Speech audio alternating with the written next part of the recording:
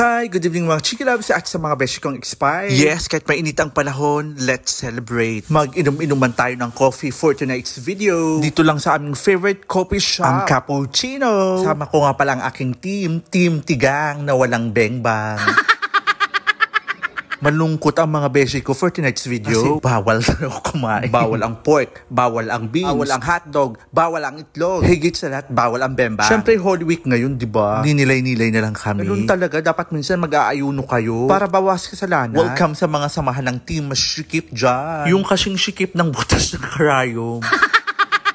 Itong Cappuccino nga pala ay malapit lang sa amin sa Winfield 2. Meron silang Facebook page, hanapin nyo na lang Cappuccino. Mahilig po talaga ang aking team na masisikip kahit pa-expired na. Sa bembang, sa coffee pala. Dahil coffee is life. Wala kasi akong coffee ni Madam Kilay. Coffee black talaga. Dito sa Cappuccino.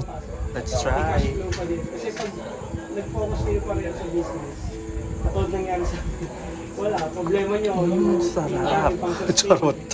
Dahil madala lang beshi mo, maglaro-laruan tayo for tonight's video. Caramel macchiato. Ano? Caramel macchiato. Ano ito vernacular? Ano yon? Ayun nga, caramel macchiato. Diyos ko, caramel masyado. Ang arte-arte mo. Ano pa? Ano pa ba? Sige lang po yan. Ano pa yon? Waffle with honey syrup. Ano? Waffle with honey syrup. Ang arte-arte magsalita nitong customer na to. Chocolate syrup. Waffle.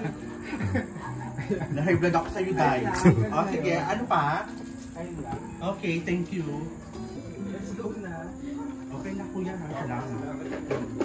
I-feature ko na lang kung ano.